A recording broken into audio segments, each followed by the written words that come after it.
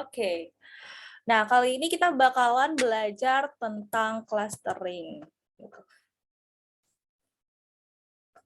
Nah, sebelum kita memulai praktikum kita pada hari ini, alangkah baiknya kalau misalkan kita berdoa terlebih dahulu, biar nanti apapun yang disampaikan dan diskusikan pada hari ini bisa berjalan dengan lancar.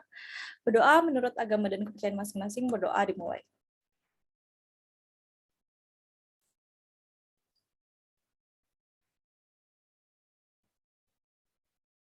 Oke, berdoa selesai. Oke deh teman-teman semuanya, tetap semangat dong walaupun lagi puasa dan siang hari ini. Nah, tentunya kalau misalkan kita mau di kelas praktikum, kita ada starter pack ya. Yang paling utama adalah niat. Semoga teman-teman masuk ke ruangan atau ke Zoom meeting ini sudah niat untuk belajar dan diskusi tentang data mining. Dan juga jangan lupa posisi yang PW biar nanti dengerinnya tuh enak gitu. Nah, karena sekarang kita puasa gitu ya, jadi nggak boleh tuh ada cemil-cemilan dulu ya. Oke, jangan lupa untuk siapin laptop dan PC serta apa ini namanya ya? Editor untuk ngoding dan bahasa pemrograman Python. Dan juga mode pembelajaran serta jangan lupa kalau misalkan teman-teman untuk menyiapkan email UNES ya, karena untuk absensi kita menggunakan email UNES.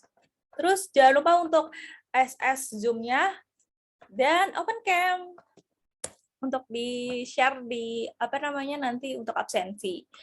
Nah, karena misalnya kayak biasa gitu ya, untuk kegiatan praktikum kita itu tentunya pastinya ada poin keaktifan dong. Nah, jadi kalau misalkan nanti kita ada diskusi, teman-teman jangan lupa bertanya dan juga menjawab ya. Oke, karena mungkin apa sih namanya prolognya udah kelar gitu ya. Jadi aku langsung masuk ke bagian clustering. Karena kita pembelajaran kita hari ini clustering. Tapi sebelum kita ngebahas tentang clustering, ada yang namanya supervised dan juga unsupervised. Sebenarnya ini tuh apa sih dan nanti itu ini tuh tujuannya untuk kita belajar clustering itu apa sih gitu. Mungkin aku bakal jelasin sedikit kali ya, supervise itu apa. Nah, supervised learning itu merupakan pembelajaran machine learning yang dilakukan terhadap data yang memiliki label, target atau kelas. Dengan kata lain, merupakan pembelajaran yang mengenali pola antara atribut input dengan kelas atau output. Nah, biasanya disebut juga pembelajaran yang diawasi. Contohnya bisa klasifikasi dan regresi. Nah, jadi secara singkat itu, supervisi itu adalah machine learning di mana dia itu sudah ada atau sudah memiliki target atau label-label tertentu. Jadinya kalau misalkan kita ngebahas tentang kayak kemarin gitu ya, tentang klasifikasi kan dari awal itu sudah ada tuh targetnya atau kelas-kelasnya. Nah, berbeda dengan unsupervised learning, di mana unsupervised learning itu merupakan pembelajaran machine learning yang dilakukan terhadap data yang tidak memiliki label, target, ataupun kelas. Dengan kata lain, merupakan pembelajaran yang mengenali pola antar atribut atau variabel. Dan biasanya sering disebut juga pembelajaran yang tidak diawasi.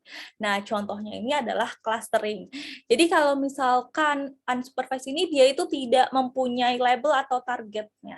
Nah, mungkin nanti selanjutnya kita akan lebih paham nih dengan bedanya apa sih maksudnya tidak memiliki label atau target itu seperti apa. Nanti di sini kan contohnya tuh ada kalau supervise itu kan ada klasifikasi, kalau unsupervised kan clustering. Nah, itu hampir beda gitu ya. Nanti ada beda-bedanya dan dia tidak mempunyai target kalau di unsupervised. Nah, di sini kita langsung aja ke pembahasan atau bedanya klasifikasi dan juga clustering. Nah, kalau misalkan klasifikasi itu adalah metode pencarian pola dalam data atau atribut klasifikasi merupakan metode pencarian pola dalam data antara atribut, fitur, variabel atribut atau fitur ataupun variabel bebas dan kelas atau target atau variabel terikat di mana pola tersebut digunakan untuk memprediksi kelas, target atau variabel terikat dari data lain yang belum diketahui kelasnya, targetnya atau variabel terikatnya. Jadi kalau misalkan klasifikasi, kita itu udah punya tuh kelasnya ataupun target-targetnya. Nah, misalnya ada data baru muncul. Nah, data baru muncul itu nanti itu bisa dilihat nih, ini cocoknya masuknya ke target yang mana ya, atau kelas yang mana ya. Karena kelasnya itu sebelumnya sudah ada, sudah dideklarasikan terlebih dahulu, alias target-targetnya, variabel terikatnya itu sudah ada. Sementara kalau misalkan clustering, itu tuh merupakan metode pengelompokan data menjadi beberapa kelompok atau cluster berdasarkan pendekatan kemiripan datanya. Dengan kata lain, objek dengan ciri-ciri serupa berkumpul menjadi sebuah kelompok dalam dengan kata lain, objek dengan ciri-ciri serupa berkumpul menjadi sebuah kelompok. Nah, sehingga data dalam satu klaster memiliki tingkat kemiripan yang maksimum dan data antar klaster memiliki kemiripan yang minimum. Jadi kalau misalkan klasifikasi, dia itu istilahnya sistem itu udah ngebaca gitu ya. Oh, target ini tuh dengan data-data seperti apa sih? Kalau misalkan target B dengan data-data seperti apa sih? Nah, sementara untuk clustering, kita itu udah harus nyiapin data semuanya, terus di mana data-data yang mirip nanti akan dikelompokkan. Nah, jadi kita tuh tidak mempunyai target-targetnya sendiri. Nanti untuk target-targetnya sendiri atau nama setiap kelompoknya itu nanti bisa kita namakan kembali gitu.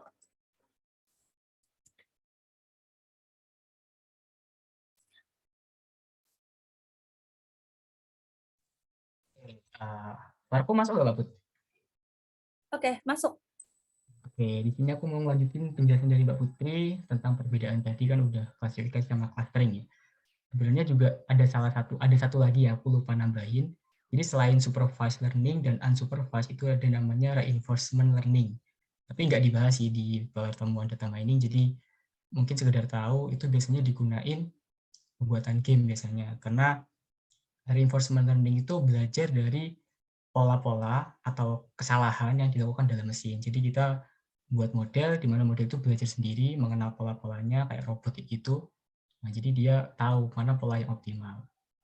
Nah, lanjut tadi udah dibahas klasifikasi sama clustering, di mana clustering dibahas kan di situ dia mengelompokkan dengan kesamaan antar atribut.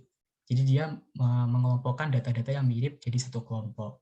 Nah, jadi pasti satu kelompok atau satu cluster itu memiliki kemiripan data dan dan antar cluster atau antar kelompok itu memiliki kemiripan data yang paling minimum. Jadi diusahakan setiap cluster itu nggak ada kemiripan data. Jadi beda cluster beda istilah interpretasi datanya.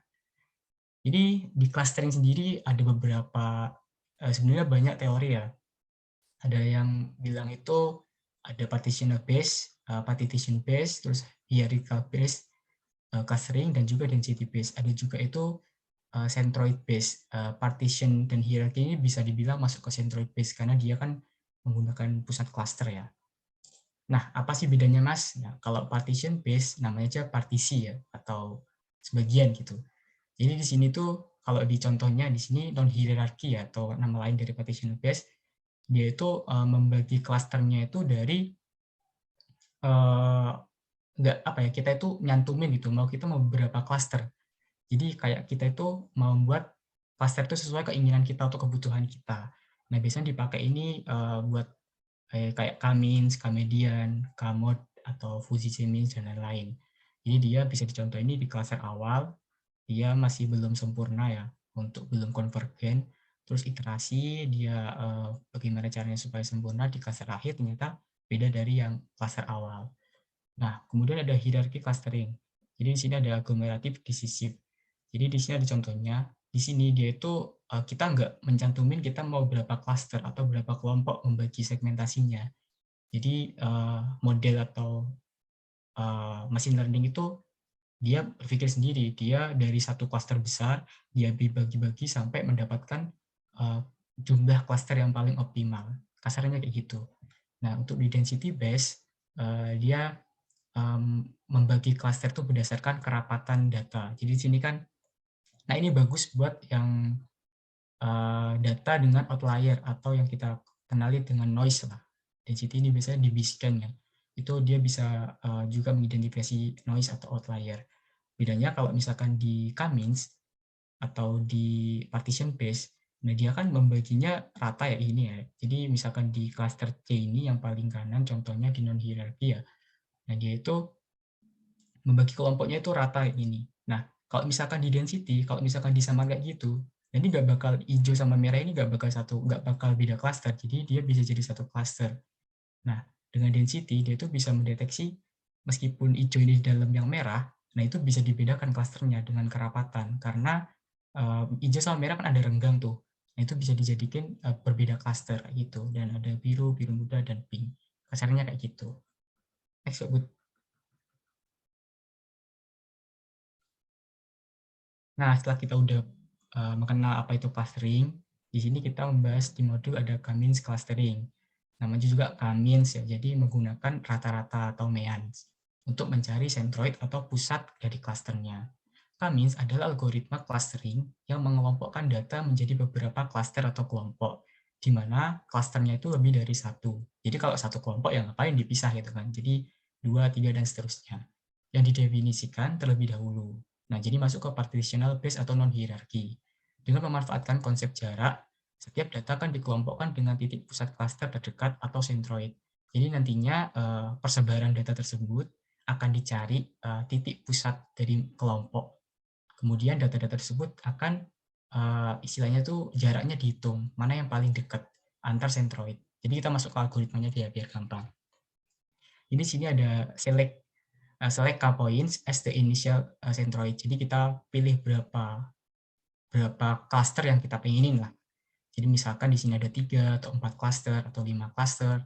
Jadi sesuai kebutuhan dan sesuai yang optimalnya kayak gimana. Ulangi, dari K cluster, assigning itu masukkan ya semua point to closest centroid. Jadi poin-poin atau data-data yang ada di sekitaran pusat cluster itu dihitung. Misalkan ada 2 cluster ya, ada beberapa data. Nah, cluster terdekat itu nanti akan masuk ke kelompok tersebut. Nah, kemudian recompute the centroid of each cluster. Jadi masing-masing centroid tadi atau masing-masing kelompok yang baru tadi dihitung lagi nih pusat klasternya berapa. Mungkin bingung ya dari algoritma ini. Ini anti ada centroid, don't change, atau convergent. Mungkin kalian juga bingung kalau berdasarkan teks kayak gini ya. Mungkin aku izin sharein buat play video, Mbak Put. Aku ada video sih mungkin biar buat visualisasi.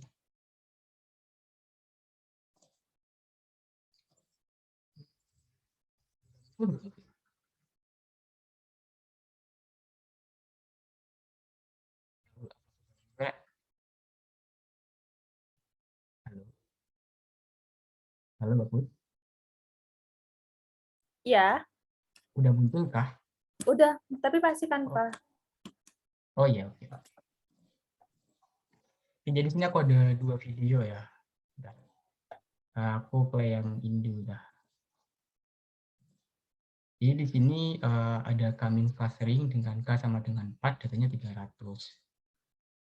Nah, terus dia itu gambar kayak gini. Nah, dia itu ada beberapa persebaran data di mana masing-masing data itu kita ambil pusat atau centroid random, secara random, jadi secara acak kita ambil di mana aja tuh.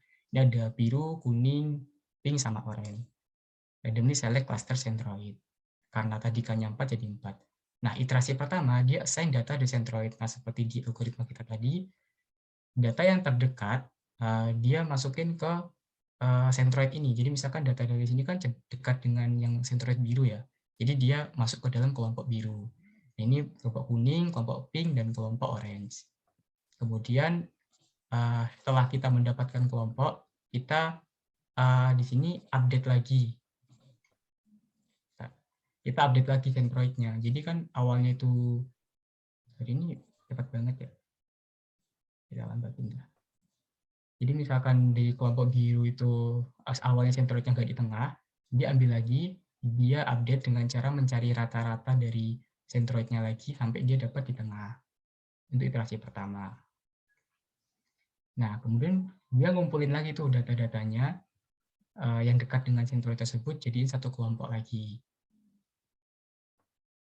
Nah, terus diupdate lagi. Jadi centroidnya berubah ke tengah. Begitu terus sampai di iterasi selanjutnya itu konvergen atau tidak berubah lagi. Jadi menandakan bahwa nggak ada pergeseran atau perpindahan datanya antar sentroid atau antar cluster.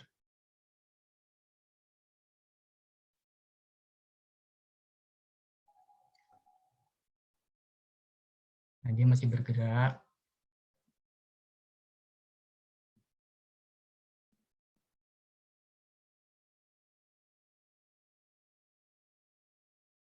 Nah, sampai iterasi ke-6, dia udah konvergen dan dia tidak bergerak lagi. Jadi dia tidak berubah anggotanya dan ya udah kayak gini. Jadi ini cluster yang optimal. Jadi contoh kedua itu di sini dia menjelaskan satu data point. Ini ada data pointnya. Nah, ini ada cluster-cluster yang random. Jadi dia bergerak seperti itu. Ini secara iterasi ya, Rek. Jadi nggak langsung. Jadi secara iterasi terus-menerus. Nah, misalkan ini yang kedua, randomnya diambil yang dari titik lain. Dan dia juga bergerak. Dan titik-titik ini juga terserah kita ya. Kalau misalkan partitional base, terserah kita mau berapa cluster. Ini sama sih, cuma titiknya itu apa letak titiknya aja yang beda. Ya, aku lanjut ya, Bu. Oke, mungkin dari penjelasan aku sampai situ sih untuk clustering. Bisa dilanjut Mbak Putri di modul.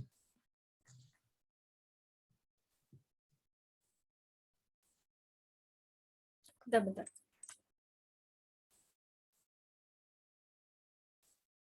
Sebelumnya ada pertanyaan nggak, Rek? Perihal algoritma Kamins secara teoritikal. Kita belum masuk ke praktik ya, jadi mungkin teman-teman ada pertanyaan boleh disampaikan.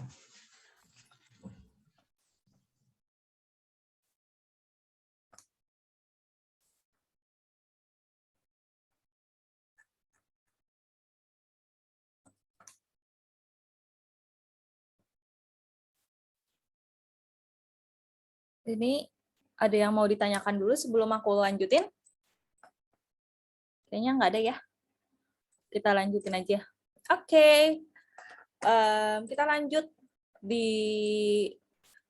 prakteknya atau di codingnya. Bentar, Mbak Put. Iya. Tadi Ferrari on mic. Ada tanya Fer. Oke, boleh. Enggak, Mas. Mau ngomong masih belum ada gitu. Tanya. Oke, thank you. Belum ada pertanyaan. Oh, masih belum ada pertanyaan. Aku kira share screen-anku belum ada. Ini share screen-anku udah masuk ya? Ya. Oke deh.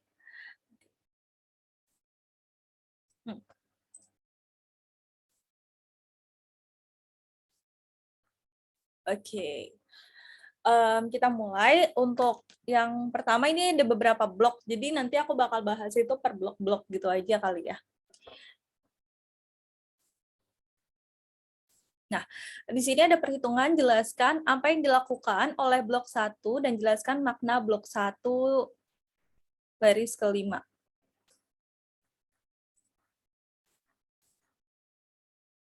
Oke, yang di sini matplotlib inline. Jadi coba teman-teman ada yang tahu kira-kira apa sih makna dari blok 1 dan matplotlib inline? Parsial lah, Rek. Kalau kalian cuma mau jelasin nggak usah matplotlib inline nggak apa-apa. Emang agak asing sih, jadi bebas. Kalian mau jelasin sampai pypot SPLT juga nggak apa-apa. Soalnya kan ini udah sering dipakai, jadi mungkin pasti familiar lah.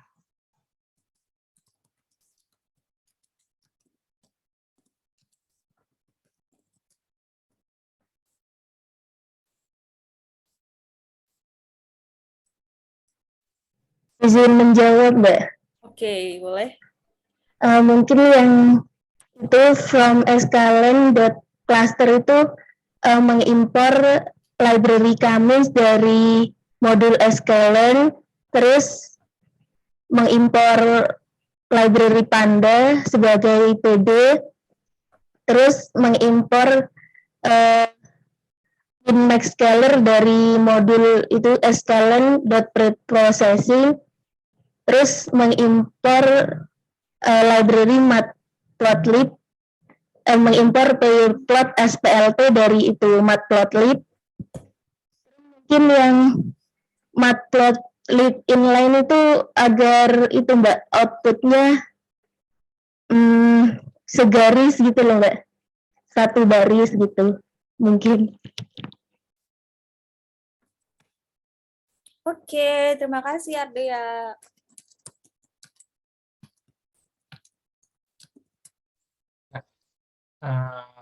Ada ya mau jelasin juga, udah benar katanya Arya tadi, Escalon cluster kita import dari library Escalon, kita ambil modul cluster, kemudian kita import Kamins, kita import juga library Pandas, kemudian kita ambil min-mascaler dari library Escalon modul preprocessing, dan juga kita import matplotlib dan submodul pyplot. Nah, untuk matplotlib inline aku udah kirim di chat ya, penjelasannya. Ada penjelasannya. Sebenarnya itu kalau yang aku pahami, kalau kita udah pakai modul pyplot atau submodul pyplot dari matplotlib, kita nggak usah pakai matplotlib inline ini. Nah, tapi kalau kita pakai library matplotlib tapi submodul yang lain, misalkan figure dan lain-lain, kalau mau nampilin harusnya pakai matplotlib inline kayak gitu. Tapi ini nggak tahu ya, ini dia versi matplotlib keberapa ya. Kayaknya yang terbaru itu kayaknya nggak pakai pyplot semua. Jadi itu ada di Twitter ya penjelasannya. Mungkin teman-teman bisa baca. Kayak gitu, Mbak Put. Oke, kayak gitu ya teman-teman ya. Jadi untuk matplotlib inline tadi mungkin kalau misalkan teman-teman pengen lebih tahu dan mengenal tentang matplotlib inline itu Mas Yusrian udah kirim di Twitter, udah kirim link Twitternya dan mungkin bisa dibaca-baca juga di situ. Oke. Bentar. Nomor yang kedua, jadi menjelaskan apa yang dilakukan oleh blok 2 dari baris ke-1 dan baris kedua. Nah, yang ini nih kira-kira ada yang mau menjawab mungkin? Ini udah sering banget nih pasti kita Mungkin saya Mbak mau jawab. Oke, boleh. Novian dari. Yang blok 2 itu buat menampilkan file CSV-nya Mbak. Oke. Untuk yang line pertama, yang line kedua itu buat nampilin 5 data teratasnya. Oke, makasih Novian dari. Oke, benar ya kata Novi. Kalau misalkan ini kita itu nanti akan membaca untuk file CSV-nya dan DF head ini kita membaca file 5 data teratas. Oke, kita lanjut mana? Nah, yang kedua jelaskan makna dari dataset income. Jadi ini kan ada dataset ya, dataset income. Terus di sini aku buka dulu dataset income-nya. Ini aku udah buka loh. Aku udah buka dataset income. Oh, ada. Oke. Ada kok. Bentar. Oke. Nah, ini ada dataset income nih di sini. Kira-kira apa sih makna dari dataset income? Oh ya, ini kan ada PPT-nya ya. Oke. Cuma jelasin aja kok si ininya, si Excel-nya ini.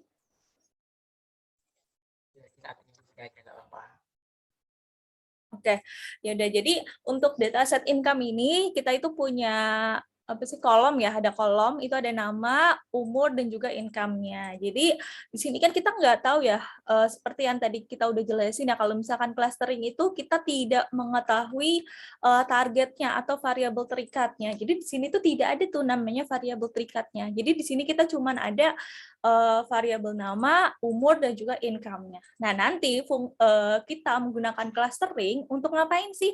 Untuk mengcluster dari data umur dan juga data income-nya ini. Begitu. Oke, ini jadi banyak banget nih yang tak buka. Aku close dulu biar nggak riwah.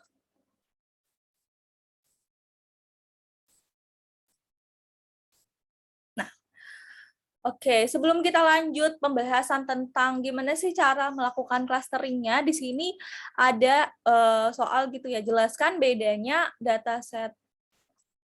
Oke, jelaskan bedanya dataset yang digunakan untuk klasifikasi dan juga dataset yang digunakan untuk clustering, serta jelaskan perbedaan tujuan klasifikasi dan juga tujuan clustering.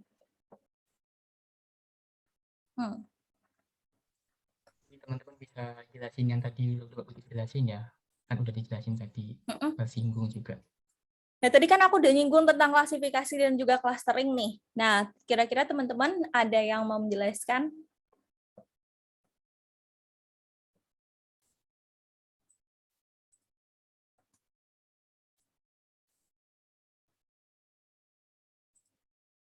Oke, kalau nggak ada kita lanjut ya. Jadi kalau misalkan tadi ya, secara singkatnya gitu ya, clustering itu dia itu punya target variable.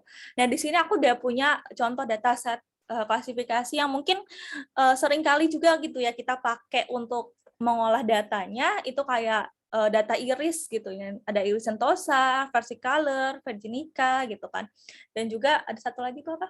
Lupa deh aku. Maaf. Nah, jadi di sini kita tuh punya filter variabelnya di mana ini tuh nanti data-data ini tuh bakalan dilihat gitu ya. Oh, ternyata data 5.1 sepalnya 3.5 sepal width-nya 1,4, petal length-nya dan petal width-nya 0,2 dia merupakan sentosa dan bla bla bla. Jadi kalau misalkan klasifikasi kita itu bisa tahu nih kira-kira kalau sepalek 6,2, sepal width-nya 2,8, petal length-nya 4,8 dan petal width-nya 1,8 itu apa ya? Nah, jadi dan ini apa ya-nya itu cuman ada 3, sentosa, versicolor, dan juga virginica. Karena target variabel kita itu cuma 3 itu aja. Nah, sementara kalau data clustering, itu dia itu nggak punya yang namanya target variabelnya. Ya, seperti ini ya data income yang kita bakalan coba olah nantinya. Nah, di sini kita nggak punya nih tentang target variabelnya. Nah, nanti fungsi kita atau fungsi clustering itu dia akan melakukan mengcluster-cluster dari data-data tersebut.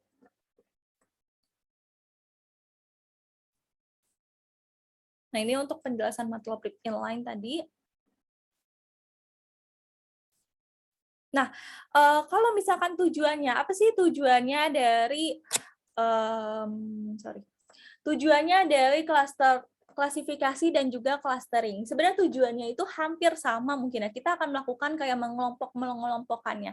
Tapi yang membedakan adalah cara kita untuk mengelompokkannya. Kalau misalkan klasifikasi, kita mengelompokkannya dengan kelompok yang sudah ada atau target yang sudah ada. Seperti tadi yang ada iris sentosa, virginica, versicolor, dia itu sudah ada kelompokannya. Sementara kalau misalkan clustering dia itu ini kita mengcluster-cluster mereka gitu. Oke, kita lanjut ya. Dari blok 3, bentar aku buka Word-nya.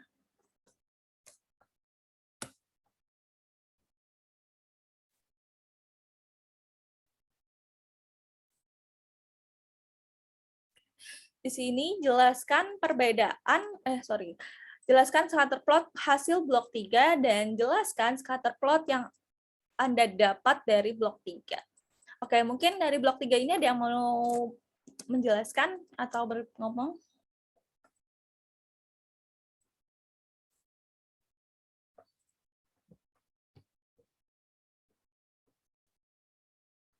Itu sekalian aja bagus sama soal setelahnya, nyambung kok. Jadi sekalian aja. Oh iya, oke. Yang kita akan lanjut ke yang nomor 7 juga mungkin ya. Secara kasat mata, scatter plot hasil dari blok 3 mengindikasikan data income harus dibagi menjadi berapa klaster. Izin menjawab. Oke, boleh. Ya. Apa yang nomor 6? Ini. Yang pokoknya jelasin blok 3. Ya, blok 3 itu kan pertama buat scatter plot dari df yang df.x pakai income, terus x labelnya itu pakai data age dan y labelnya itu pakai data income. Jadi kan scatter plot harus punya 2 variabel numerik. Terus yang secara kasat mata scatter plot harus dibagi berapa cluster itu kan udah kelihatan bahwa datanya itu sedikit mengelompok menjadi 3 bagian. Yang pertama di kiri bawah, terus ada yang kanan atas sama kanan bawah. Mungkin seperti itu. Oke, betul ya. Jadi ini kita kalau misalkan yang blok 3, kita itu nanti akan mendapatkan X labelnya dari X atau umur dan juga Y labelnya dari income. Jadi kita punya titik-titik ya plot-plotnya. Nah, selanjutnya untuk nomor 7-nya secara kasat mata kita bisa mengidentifikasikan berapa klaster sih. Ya kalau misalkan kita lihat gitu ya, oh ada kelompok sini, kelompok sini, kelompok sini dan itu ada 3. Tapi nantinya akan ada yang berbeda nih dengan jawaban yang tadi kita udah jawab sebelumnya.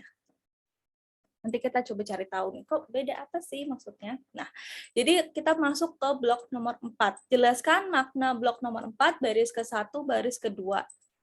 Sama jelaskan ya prediksi. Mungkin ada yang mau menjelaskan blok keempat?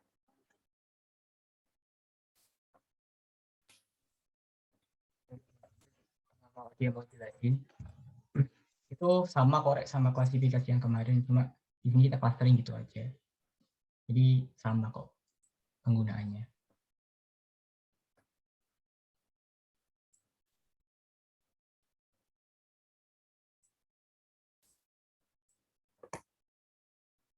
Mungkin lanjut dulu aja, Bu. Oke, jadi kalau misalkan di sini kita akan melakukan N cluster 3. Jadi kita akan mengklasifikasikan menjadi 3 bagian. Ya, nah lalu kita ngeprediksinya dari mana sih? Dari age dan juga dari income. Nah lalu nanti di sini kita akan ada ya prediksinya. Nah terus kita lanjut ya ke blok nomor 5. Oke, di sini ada jelaskan perbedaan nomor klaster dengan kelas. Di sini bedanya itu kalau misalkan nomor klaster itu memang buat clustering, tapi kalau kelas itu buat klasifikasi. Jadi kalau misalkan seperti contoh misalnya yang gambar nomor kode 3 ini, kita itu bisa ngebuat kayak apa ini namanya? Sorry. Nomor klaster, ya nomor klaster ini misal nomor klaster yang kanan, kiri bawah misal 1, terus klaster ini 2, dan yang atas itu 3. Sementara kalau misalkan kita kelas, kita bermain dengan klasifikasi, di mana klasifikasi itu kan sudah ada tuh kelas-kelasnya. Contohnya yang kemarin, seperti iris, ada setosa, virginica, dan versicolor. Nah, dia itu sudah ada tuh masing-masing kelasnya.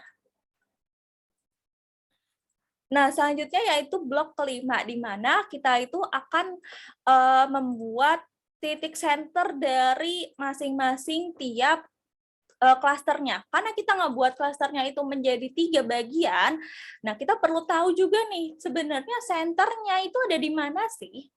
Nah, akhirnya kita punya nih titik senternya, yaitu di titik 3,8, 1,5, titik 3,2, 6,6, dan juga titik 3,4 dan Y-nya 8. Nah, di sini kita bisa istilahnya kita mewarnai gitu ya. Oh, kita pengen tahu nih klaster yang pertama itu kita warnai dengan warna hijau. Klaster yang kedua kita warnai dengan warna merah, dan klaster yang ketiga kita warnai dengan warna hitam. Nah, terus juga kita ingin tahu tentang cluster center-nya di sini. Cluster center yang pertama atau yang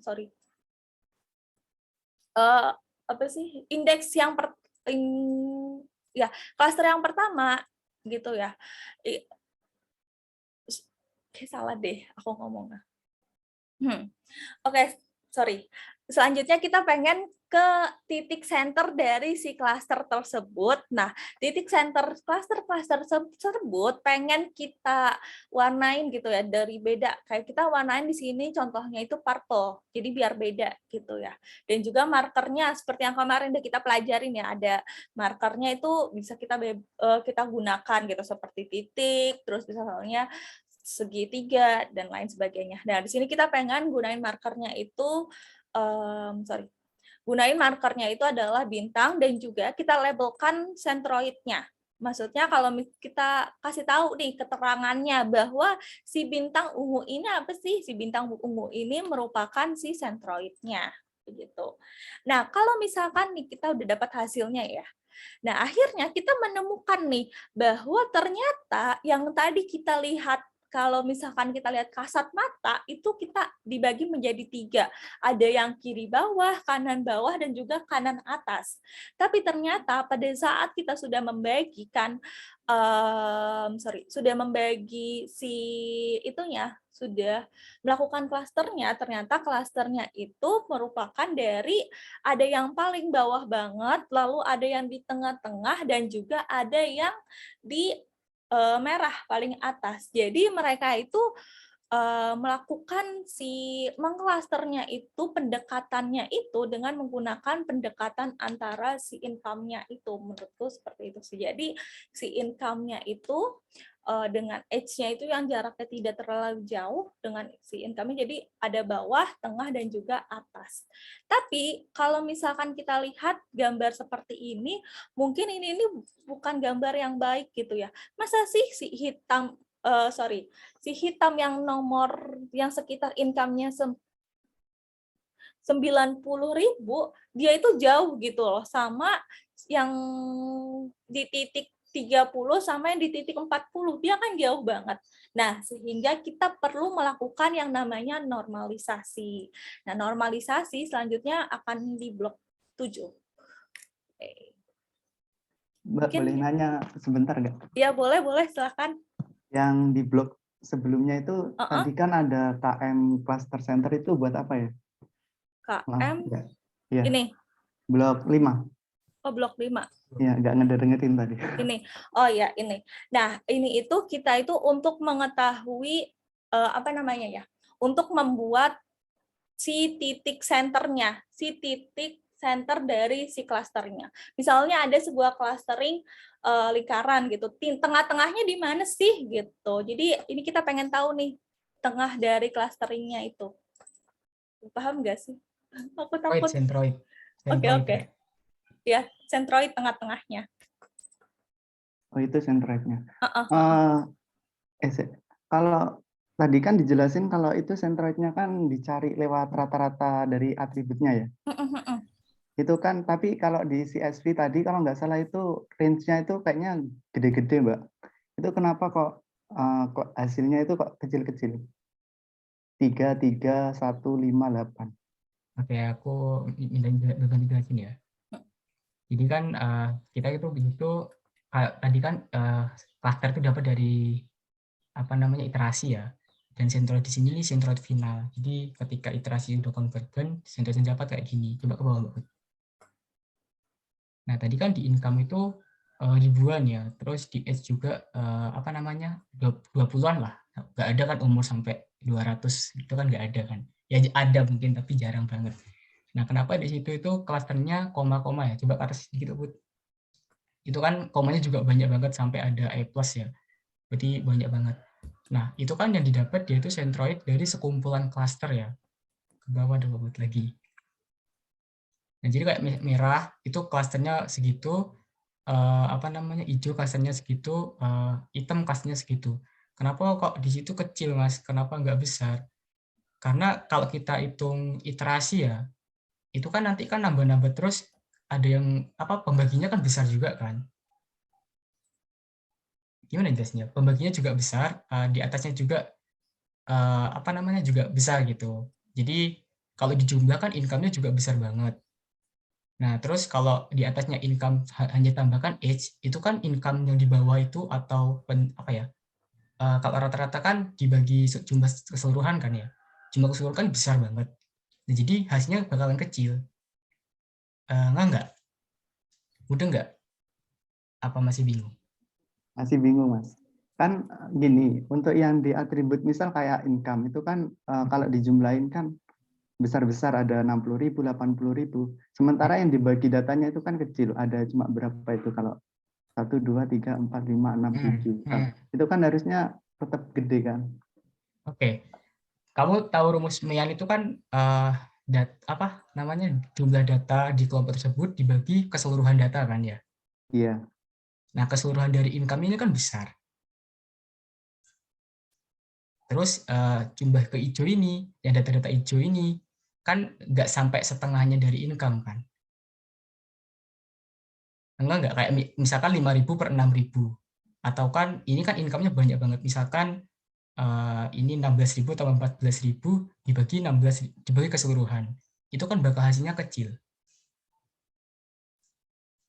Oh, pembaginya itu penjumlahan nominalnya itu, Mas. Bukan jumlah dari datanya. Iya kan jumlah dari datanya ini kan misalkan 16, iya maksudnya kan Mayan itu kan labelnya 16.000 income-nya. Nah, jadi kan pembaginya juga bakalan 16.000 gitu loh.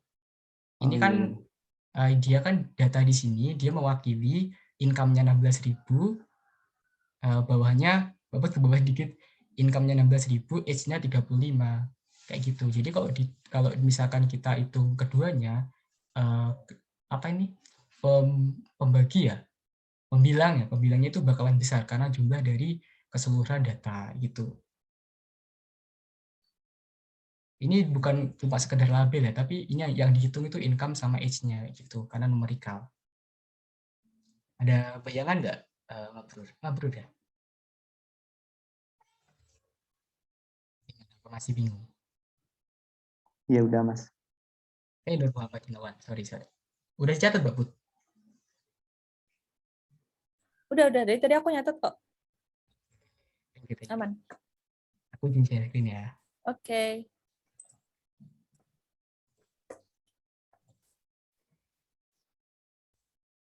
Udah betul belum guys?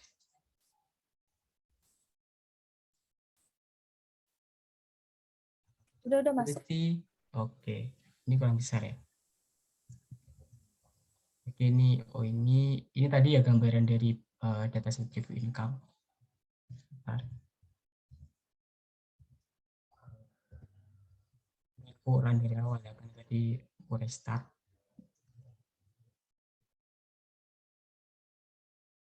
Kita panggil, kita import.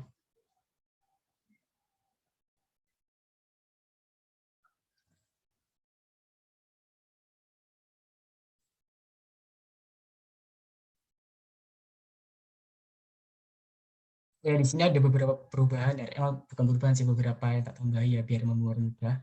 Jadi di sini karena kan tadi kan di sini di dalamnya langsung ke df fit ini ya, atribut atau kolom atau fiturnya. Jadi di sini aku masukin ke persen, ke variabel persen. Jadi variabel persennya aku panggil ke modelnya. Jadi di sini kita modeling, kita panggil Kamins dengan n cluster 3, sorry. Jadi sebenarnya di sini banyak parameter, nggak aja n cluster. Jadi ada algoritma, copy X, init, max iter, n init, random state, tool, verbose, dan lain-lain. Tapi mungkin yang buat gampangannya ya, ini pakai n cluster aja. Jadi kalian bisa cari pengertian masing-masing atribut tadi di Escalon ya, di website Escalon atau dokumentasinya Escalon.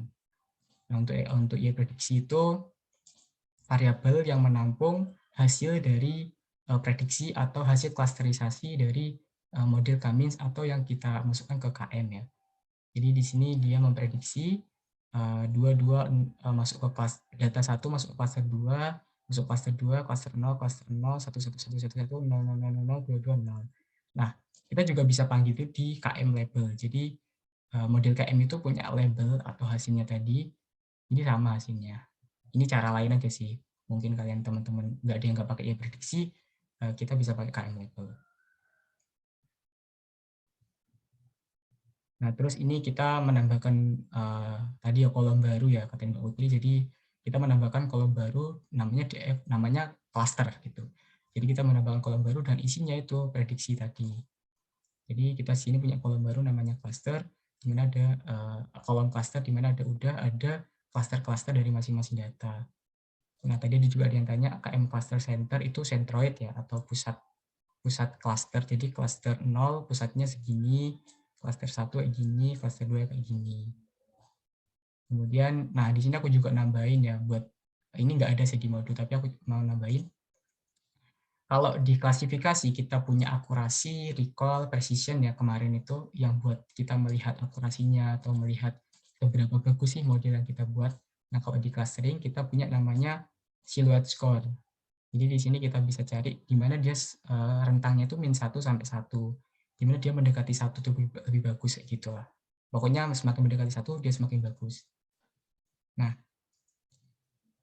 ini juga kita tadi Mbak Putri nge-plotin ya. Di mana maksudnya KM cluster center ini dia mengambil semua center di sini tapi yang indeks 0. Jadi yang X. Nah, yang di sini dia indeks 1 yang Y. Jadi pasangan kedua ini. Di mana warnanya ungu, markernya segitiga, bintang, labelnya centroid. Nah, jadi kita punya kayak gini. Terus Bapak tadi jelasin, kenapa sih nggak sesuai ekspektasi? Kan harusnya klasternya itu di bawah kiri, kurang besar apa kurang apa gimana, Rek? Apa udah kelihatan? Dan di sini kanan bawah, kiri bawah, sama kanan atas. Kenapa nggak kayak gitu, Mas? Nah, udah dijelasin juga Mbak Putri, hal ini terjadi karena rentang data dari atribut income dan atribut age itu beda jauh banget. Jadi kalau kita bisa lihat di sini dia 16.000 banding puluhan. Jadi dia itu data, kalau kita bisa lihat dari kasat mata, data antara hitam sama hijau ini jauh banget sebenarnya kalau dari berdasarkan income-nya. Nah, karena kan X sama Y itu kalau sama apa ya, kalau seragam itu kan lebih apa ya, lebih dekat gitu. Jadi di sini ini datanya terlalu jauh atau enggak seragam. Jadi bisa berakibat seperti ini, clusteringnya itu enggak sesuai gitu. Kita udah juga belajarkan kemarin tentang normalisasi untuk menyeragamkan. Jadi ini salah satu akibat kalau kita enggak menormalisasikan data. Nah, kemudian di sini ada dijelaskan apa yang dilakukan pada blok 6. Itu tadi udah jelasin Mbak Putri ya. Di blok 6 tadi, kemudian berdasarkan hasil pengamatan Anda, berdasarkan algoritma kami sebagai data cluster berdasarkan apa. Nah, di sini ya berdasarkan centroidnya, berdasarkan data-data terdekatnya. Nah, masuk ke blok 7, di sini kita masuk ke scaling atau normalisasi ya, bisa kalian tahu ya. Kita run dulu. Jadi di sini kita punya data baru, DF baru, di mana dia punya kolom nama sama age dan income dan juga cluster. Nah, oh ini salah ini, clusternya harusnya, bentar. Oke, bentar, aku read ulang.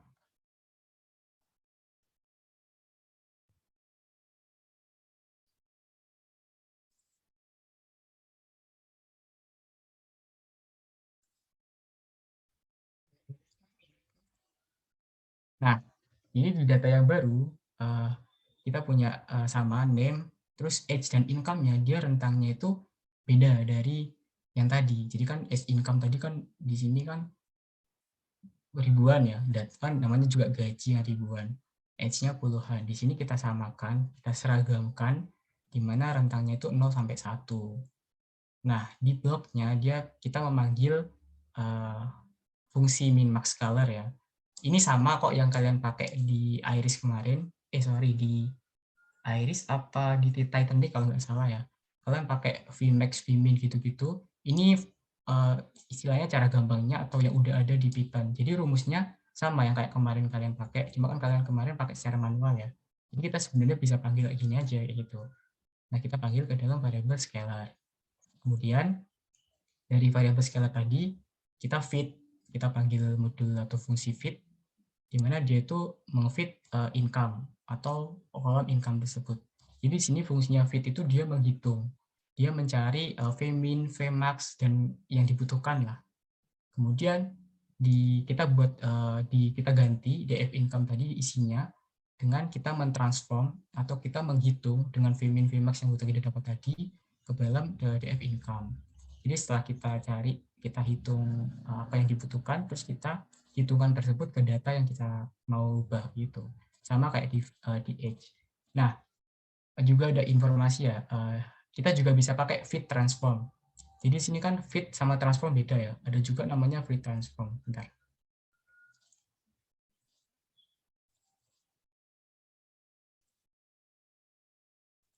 Screenku muncul terus nggak?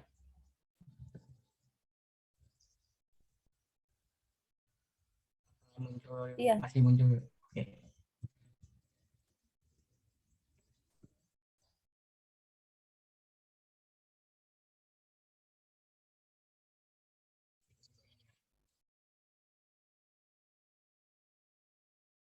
Di sini itu ada perbedaan dari transform dan fit transform. Bedanya apa Mas? Kalau fit transform itu dia langsung.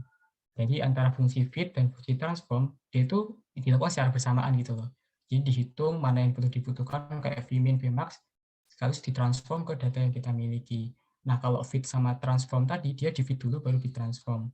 Nah ini bisa kita gunakan, boleh kita gunakan dua-duanya ya, maksudnya boleh kita pilih. Tapi ada case khusus, kita harus menggunakan fit transform dan fit transform secara sendiri-sendiri. Seperti kan di sini kita di sini kan nggak pakai split ya. Dalam artian kita di sini data train semua, atau data yang ingin kita cluster itu kan nggak ada data test ya. Jadi di sini kita langsung fit transform secara sendiri-sendiri atau bersama pun sama hasilnya gitu. Tapi kalau misalkan kita split data training, data testing, itu kita nggak bisa pakai fit transform. Kita harus fit sama transform sendiri-sendiri. Karena kan skalar atau pengskalaan atau menyeragamkan atau normalisasi, itu kan kita fungsinya bukan merubah data ya, cuma merubah skala data. Jadi kita nggak mau data yang di dalamnya itu berubah gitu, nominalnya berubah. Jadi kita memperkecilkan skalanya. Jadi kita nggak bisa pakai fit yang ada di data training, tapi kita harus menggunakan fit yang ada di data testing. Kalau misalkan kita split ya, jadi kita harus menggunakan sendiri-sendiri. Kalau misalkan kayak gini, fit transform langsung bisa. Oke, jelaskan proses pada transformasi min-max. Jelaskan prosesnya. Oke, ada yang mau jelasin mungkin transformasi min-max ini ngapain tadi? Kan kalau di fit kita udah nyari tuh, misalkan vmin, vmax, dan lain-lain. Nah, di transform ini ngapain sih? Ada yang mau nyoba jawab? Siapa sih Mas Andra? Oke, kalau nggak ada aku lanjut ya, biar cepat. Berdasarkan proses yang dilakukan pada blok 7, ada yang mau jawab? Mengulangi yang pernyataanku tadi. Aku kasih waktu 1 menit mungkin.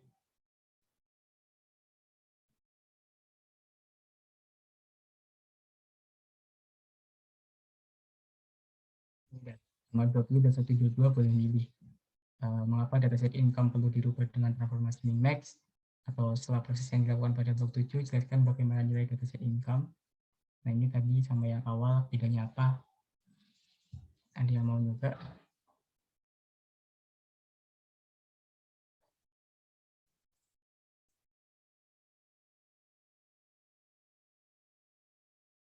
Tidak ada ya. Ya, aku next ya. Jadi kalau transformasi min-max, ya dia tadi berdasarkan data-data atau vmin, vmax yang didapatkan tadi, perhitungan tadi, dia hitungkan ke data income-nya langsung. Jadi income tadi berdasarkan vmin, vmax, dihitung normalisasinya berapa. Kemudian proses yang dilakukan pada blok 7 ya normalisasi gitu. Jelaskan proses yang dilakukan pada blok 7, jelaskan bagaimana nilai dataset income. Jadi dataset income yang sudah dirubah skalanya dari 0 sampai 1. Maka pada dataset income perlu dirubah dengan transformasi min-max karena data dari variabel income dan age itu skalanya jauh, jadi harus menggunakan normalisasi. Oke, ini next ya, sama kayak tadi, masukkan ke person, terus kita melakukan modeling di sini, sama kayak di atas, jadi kita panggil, kita fit, kemudian kita panggil, terus di sini kita bisa ngambil siluet skor ya. Nah, ternyata di sini slot skornya lebih besar, 0,7 daripada yang di atas itu 0,5 kalau nggak salah tadi ya. 0,6, 0,65. Jadi setelah normalisasi, siluet skornya bertambah dalam artian positif gitu kan. Terus kita tambahkan kolomnya, kolom klasternya. Nah, tadi kan kolom klasternya beda ya, bukan 111 ya. Tadi kalau nggak salah 222. Nah, 22001111. Ternyata setelah dinormalisasi, clusteringnya itu beda. Dia 11110. Coba kita panggil ya. Kita kopas aja dari sini.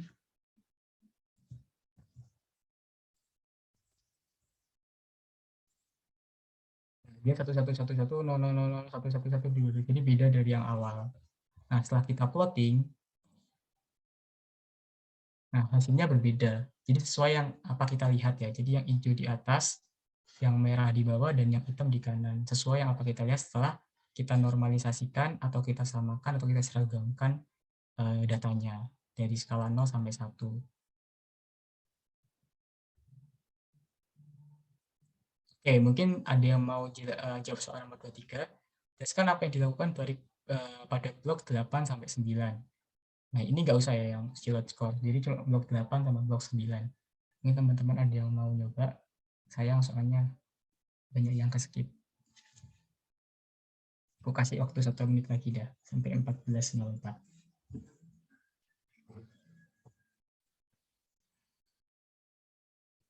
Jadi blok 8 cuma ngapain aja sih, nggak perlu jelasin per barisnya, cuma ngapain, yang blok 9 ngapain gitu aja.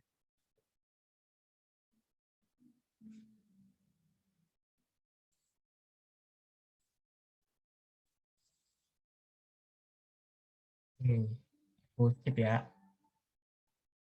Jadi untuk blok 8 dia melakukan modeling, blok 9 dia menambahkan kolom atau atribut cluster. Kemudian setelah kita tahu, jelaskan apa yang dilakukan pada blok 10 langsung ya. Blok 10 di sini dia melakukan plotting sama yang di atas ya.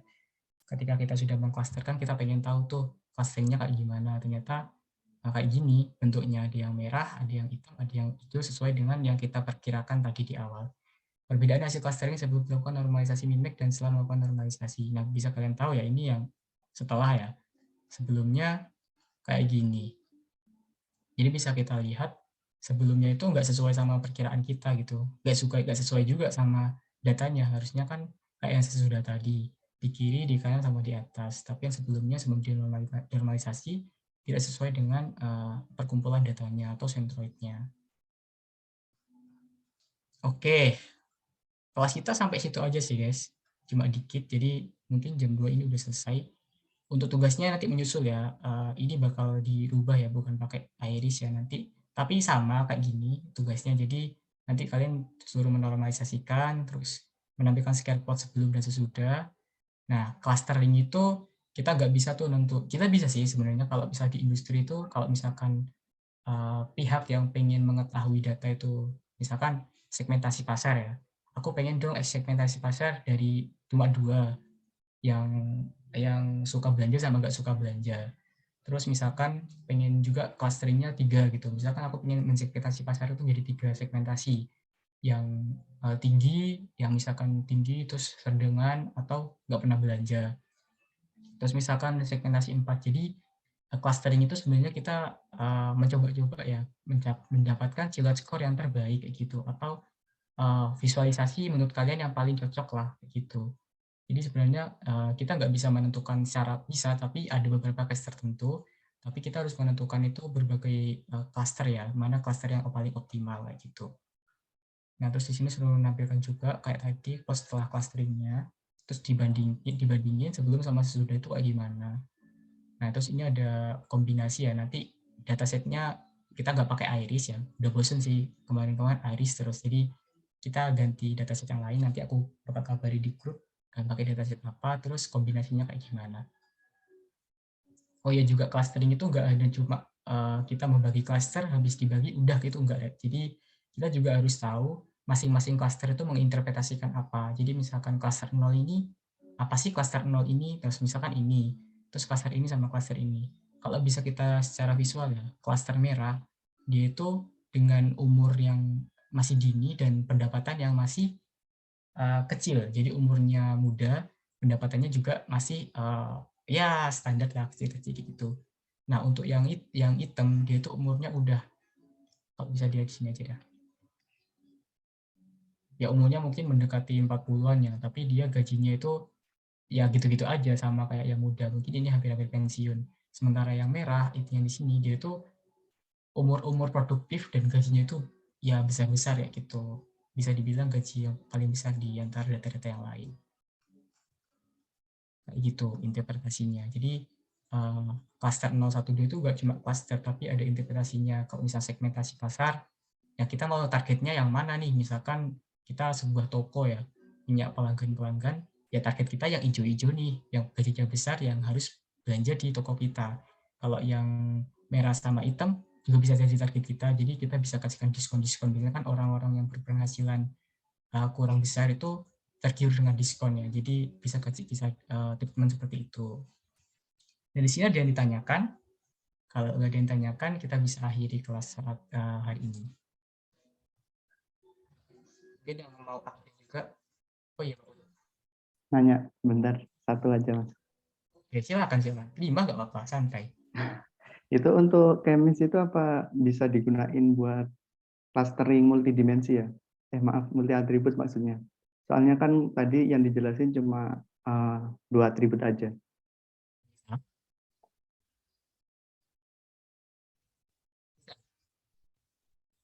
Nggak bisa. Gimana? Itu bisa beberapa atribut juga, dia nggak harus 2 atribut doang atau 2 pasang. Jadi dia bisa kayak 3, 4, sesuai yang kita pengenin sih. Berapa atribut yang kira-kira apa ya, berdampak kayak gitu. Kan kita juga harus cari korelasinya ya. Apa namanya sih itu? Ya korelasi hubungan antara atribut masing-masing. Jadi kalau misalkan dia berpengaruh ya kita pakai gitu. Misalkan Tapi kalau di Mhm. scatternya itu kalau 4 atribut gimana, Mas? Penampakannya, atribut. Nah, visualisasinya. iya, jadi Sorry. kan di sini kan kita cuma bisa 2 atribut ya. Kalau misalnya di scatter ya, ini kan cuma buat EDA atau kita apa namanya visualisasi data ya. Kita pengen lihatnya gimana. Tapi kalau kita pakai 4 atribut ya, ya ini kombinasi mau nggak mau. Jadi kita lihat masing-masing kombinasinya kayak gimana. Jadi nggak bisa sekaligus kayak gitu. Bisa sih sekaligus ya. Jadi dia plotnya banyak gitu loh. Apa satu kotak besar gitu. Tapi kalau misalkan modelingnya bisa kok kita Google ya. Mungkin contoh Kamins dengan fitur.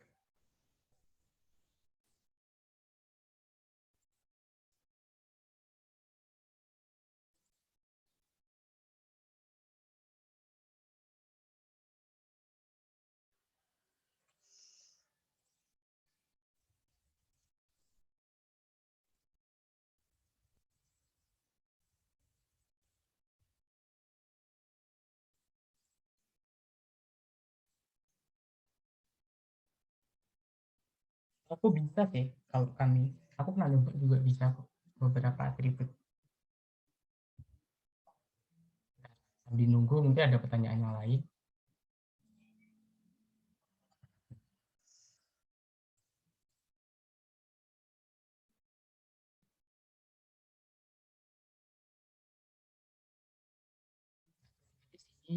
Nah, di sini kita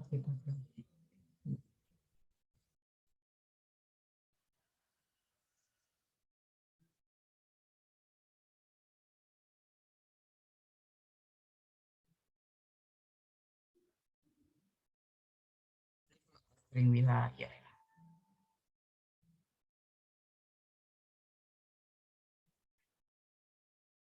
Itu pertanyaan lain sambil nunggu nyari-nyari.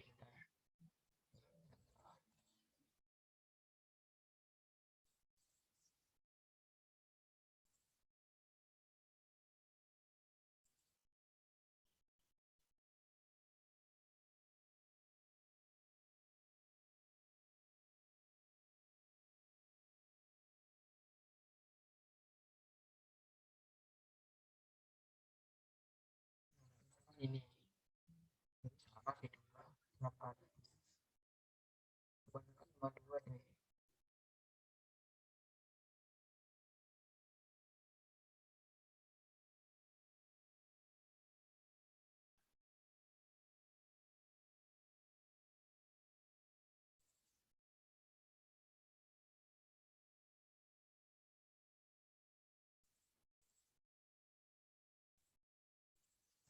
Kan?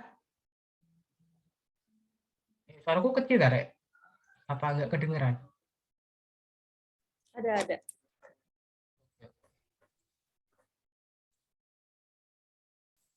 Mungkin sambil aku nyari ada pertanyaan bisa dijawab nanti. Kalau nggak ada bisa kita tutup habis ini bentar.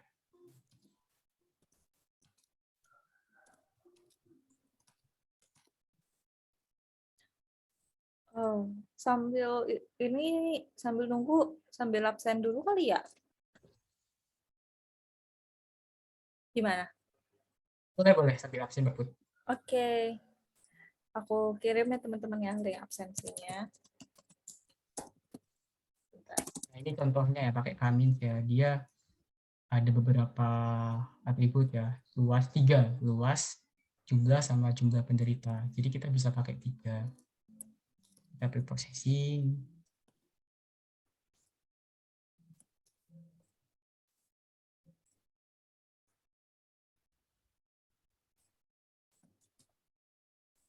Kita pakai gradient distance buat nyari cluster, buat cari jaraknya.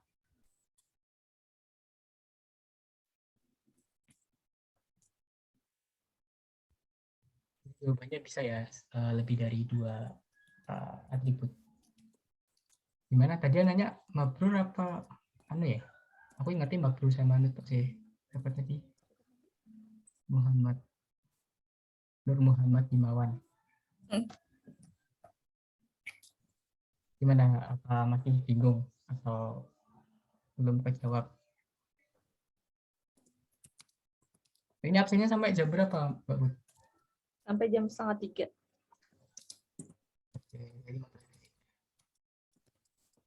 Oke, kalau misalkan nggak ada pertanyaan,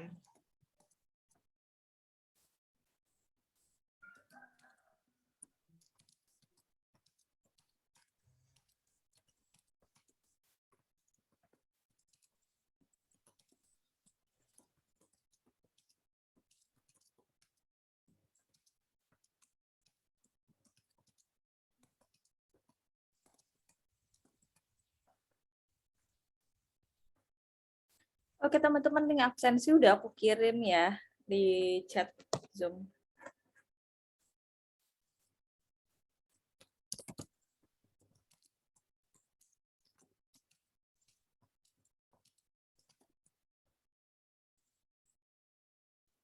Oke, gimana? Ada yang mau ditanyakan lagi?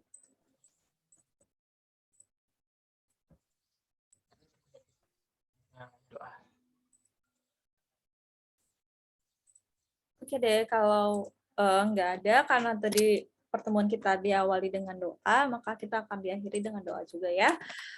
Doa untuk menutup kegiatan kita pada hari ini, berdoa dimulai.